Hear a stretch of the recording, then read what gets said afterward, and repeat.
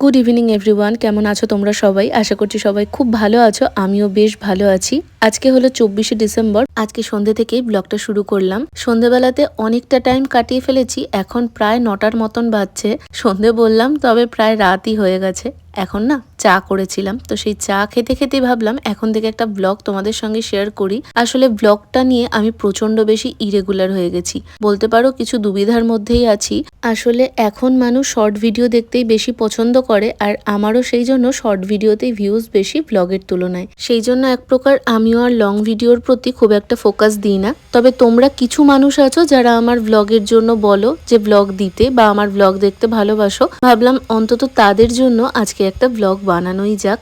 ব্যাকগ্রাউন্ডে একটা আওয়াজ আসছে, আসলে আমাদের পাশের বাড়িতে কনস্ট্রাকশনের কাজ হচ্ছে, কিন্তু আমাকে যে ভয়েসটা দিতেই হতো সেই জন্য একটু ইগনোর করো প্লিজ। আর আমি কিন্তু দরজা জানলা সবকিছু লাগিয়ে ভয়েস দিচ্ছি, যতটা সম্ভব আমার তরফ থেকে আমি চেষ্টা করেছি যেন আওয়াজ না আসে। তাও জানো তো, ভয়েস দেওয়ার সময় বাইরের আওয়াজটা কিন্তু প্রচন্ড পরিমাণে ক্যাপচার হয়, যেহেতু আমি কোনো মাইক্রোফোন ইউজ করি না সেই জন্য। তো তোমাদের যদি আওয়াজে ডিস্টার্ব হয়, একটু আমার কথাটায় ফোকাস দিয়ে বাইরের আওয়াজটা ইগনোর করো। আজকে রাত পেরোলেই কাল তো 25শে ডিসেম্বর, ভেবেছিলাম 25শে ডিসেম্বরটা বৃহস্পতিবার পড়েছে, ও হয়তো ছুটি পাবে। তবে যেহেতু একটা স্পেশাল ডে সেই জন্য ছুটি ক্যান্সেল হয়ে গেছে। তাই আমার 25শে ডিসেম্বর এবার ঘরে বসেই কাটবে। আমার জানো তো, এই রাত্রির বেলা হলেই দেখেছি কাজের ধুম চাপে আমি বসে মোবাইল দেখছিলাম, হঠাৎ করে চোখ পড়েছে খাটের ছত্তিগুলো কেমন একটা ধুলো ধুলো হয়ে আছে। ব্যাস, ওই যে একটা জিনিস পরিষ্কার করতে নিয়েছি সেটা থেকে এখন সব ছোটখাটো জিনিসকে আমি পরিষ্কার করা শুরু করেছি। আসলে কি হয় বলতো, সকালবেলাটা রান্না, তার সঙ্গে ঘরের বাসি কাজ, রিন্টুকে তাড়াতাড়ি করে হাতে সবকিছু এগিয়ে দেওয়া, ওর কাজে যাওয়া, তারপর আমার ভিডিও এডিট, ভিডিও আপলোড, এই সবের চক্করে এই সমস্ত ছোটখাটো কাজগুলো আর করে ওঠা হয় না। এগুলো কিন্তু এক প্রকার ইগনোর হয়ে যায়। কিন্তু এই রাতের দিকে আমাদের কোনোই কাজ থাকে না, দেখবে প্রত্যেকটা সংসারেই কম বেশি কিন্তু দিনের বেলাতেই কাজের চাপটা বেশি থাকে, রাতের টাইমটা পুরোপুরি ফাঁকাই পাওয়া যায়। আমার তো তাই হয়, খুব বেশি হলে হয়তো একটা কিছু ছোটখাটো রান্নার থাকলো, তারপরে কিন্তু একটা হিউজ টাইম আমি ফাঁকা পাই। তাই জন্য এই পরিষ্কারের কাজগুলো আমার রাতের দিকেই মনে পড়ে, আর তখনই আমি করতে থাকি। দেখো, সবকিছু অত নিয়মের বাঁধা ধরা গণ্ডির মধ্যে ফেলে করা যায় না। সংসারটা যখন আমার, এই কাজগুলো আমাকেই করতে হবে, তাই আমি আমার পছন্দ মতন গুছিয়ে করার চেষ্টা করি। হ্যাঁ, ঘরটা যতটা সম্ভব হয় আমি গুছিয়ে সাজিয়ে রাখার চেষ্টা করি। তারপরেও কিছু মানুষ তো আছেই যারা তোমার খুঁত ধরবে। তুমি যতই পারফেক্ট হও, যতই ভালো করার চেষ্টা করো, তুমি কিন্তু সবার চোখে ভালো হতে পারবে না। আর একটা মোদ্দা কথা কি জানো তো, তুমি যতক্ষণ কাজ করতে পারবে তুমি ততক্ষণ ভালো। তুমি কাজ করতে না পারলে তুমি কারোর চোখেই ভালো হতে পারবে না। মানে তুমি যতক্ষণ কারোর স্বার্থে আসবে ততক্ষণই ভালো। স্বার্থ ফুরিয়ে গেলে তুমি আর খুব একটা নামে বা গানে থাকবে না, এটা হচ্ছে মেন কথা।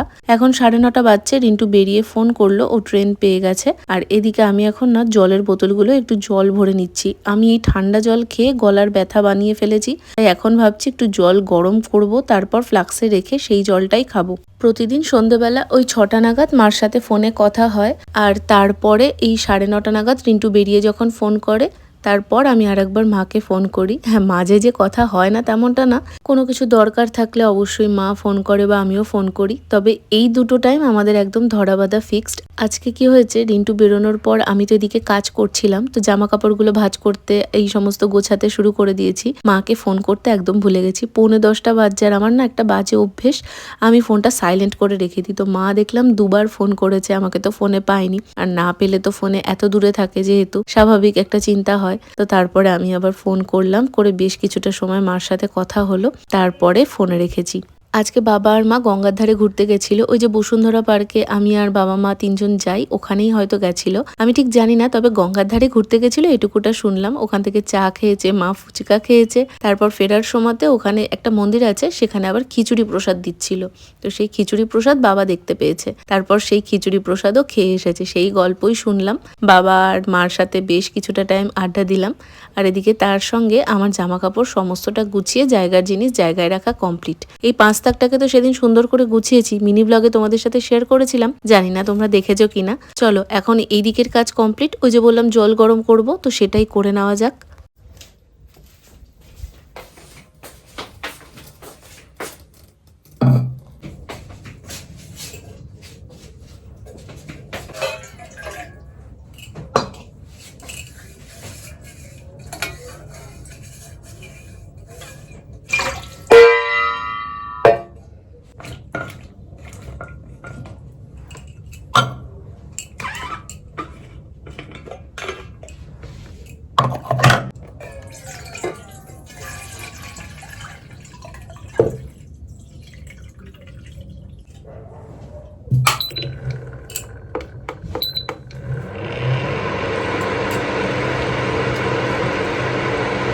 জল গরম বসিয়ে দিয়েছি। আর এদিকে আজকে এত শীত করছে, আসলে কি হয় জানো তো, আমাদের এই দুটো ঘরে যেহেতু ফল সিলিং করা নেই, অ্যাসবেস্টারের যে ফাঁকাগুলো থাকে ওইখান দিয়ে প্রচন্ড পরিমাণে ঠান্ডা হাওয়া ঘরের মধ্যে ঢুকতে থাকে। সেই জন্য রাতের দিকটায় ভালোই ঠান্ডা লাগে। মাঝে কদিন যখন ওই টানা কুয়াশা মতন হলো, আমি তো জানলা খুলিনি, তাও মনে হচ্ছে ঘরে যেন থাকা যাচ্ছে না, এত ঠান্ডা।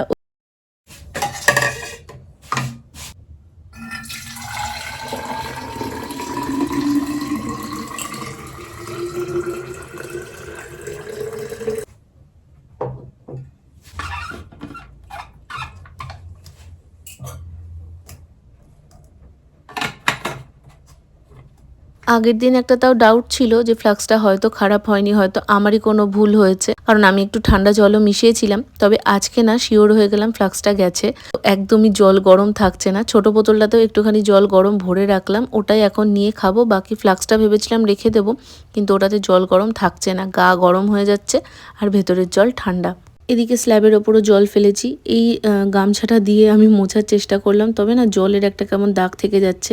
মোছার জন্য এই ওয়াইপসগুলো নিয়েছিলাম, সত্যি ভীষণ ভালো, জলটা পুরো সোক করে নেয়। তো সেটা দিয়েও আরেকবার ভালোভাবে মানে ড্রাই করে দিলাম জায়গাটা। ব্যাস, রান্নাঘরের কাজ কমপ্লিট। চলো এখন ঘরে যাওয়া যাক। আর আমি তো এই শীতটা প্রচণ্ড পড়ার পর থেকে ব্ল্যাঙ্কেট ভাঁজ করিই না, ওটা খুলেই রাখি, কাজ হয়ে যায়, আবার টুক করে ব্ল্যাঙ্কেটের মধ্যে ঢুকে পড়ি। আর এদিকে জল খেতে গিয়ে দেখো ঠান্ডার মধ্যে জলটা আমি গায়ে ফেলেছি, তাও ভাগ্যের জোর যেটা গরম, মানে খুব একটা ঠান্ডা নেই জলটা, না হলে এখনই আরো বেশি শীত করতো। বাচ্চা এখন 11:20, আমি এখন খাচ্ছি বিস্কুট। আসলে একটু আগে রিন্টুকে ফোন করলাম, এই টাইমের মধ্যে তো বাড়িই ঢুকে যায়, কিন্তু এখনো ওদের অটো স্ট্যান্ড থেকে অটোই ছাড়েনি। তাই বললো, কারণ কি একটা ট্রেন ঢুকবে, মানে লাস্ট যেটা সেটা ঢুকবে, তারপর প্যাসেঞ্জার হবে, তারপর ট্রেন ছাড়বে, তো আসতে তো অনেক লেট হয়ে যাবে। প্রচণ্ড খিদে পেয়ে গেছে। আজকে সন্ধ্যেবেলাতে কিছু সেরকম খাওয়া হয়নি, দুপুরবেলাতে আজকে হেভি লাঞ্চ হয়ে গেছে, তো সেই জন্য দুপুরবেলার পর আর সন্ধ্যাবেলায় খিদেও পাইনি। শুধুমাত্র মা চা করেছিল, চার দুটো বিস্কুট খেয়েছিলাম, তাই এখন আবার দুটো বিস্কুট খাচ্ছি। কালকে তো 25শে ডিসেম্বর, তোমরা কেমন কাটালে দিনটা অবশ্যই কমেন্টে আমাকে জানিও, কারণ আমার ব্লগটা তো বেশ কিছুদিন বাদে যাবে। আমার হাতে অনেক কটা ব্লগ আছে, তো এই ব্লগটা ডেফিনেটলি তার অনেক বাদেই যাবে। তো আমার তরফ থেকে তোমাদের সকলকে 25শে ডিসেম্বরের অনেক শুভেচ্ছা। বড়দিন কেমন কাটালে, চার্চে গেলে কিনা, কে কে কেক খেলে, সেটা অবশ্যই কমেন্টে জানিও। আমাদের কালকে কিচ্ছু হবে না, কারণ বৃহস্পতিবার কালকে 25শে ডিসেম্বর পড়েছে, ওর উইক অফ থাকে, কিন্তু বৃহস্পতিবার যেহেতু মানে 25শে ডিসেম্বর যেহেতু একটা স্পেশাল ডে, তাই জন্য ওর ছুটি নেই। তো যদি শুক্রবার ছুটি পায় তাহলে জানি না কোথাও যাওয়া হবে কিনা, যদি যাই তাহলে তো তোমাদের সঙ্গে শেয়ার করবোই। আজকে বাড়ি আসতে অনেকটাই লেট হয়ে গেছে, দেখো 12:30 বাচ্চা এতক্ষণেও এসেছে। আর যেহেতু 25শে ডিসেম্বর পড়েই গেছে, তো কেক নিয়ে এসেছে। প্রত্যেকবারই ও আসার সময় কেক কিনে আনে, তো আমিও ওই জন্য লোভার মতো ওয়েট করেই ছিলাম যে কেক হয়তো আনবে। তো দেখলাম হ্যাঁ কেক নিয়ে এসেছে। আর আসার পর ও আমাকে দেখাচ্ছিল, আর এখানে তোমার কান মাথা পুরো ঠান্ডায় ঝনঝন করছে।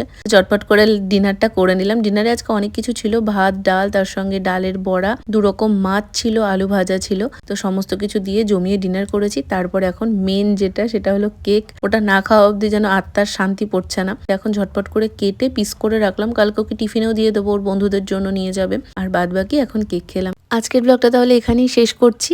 তোমাদের ব্লগটা কেমন লাগলো একটা ছোট কমেন্ট করতে ভুলো না। ভালো লাগলে লাইক করে দিও, আর যদি প্রথমবার হয়ে থাকো সাবস্ক্রাইব করে পাশে থেকে যেও। দেখা হবে খুব শিগগিরই। আজকের মতন টাটা।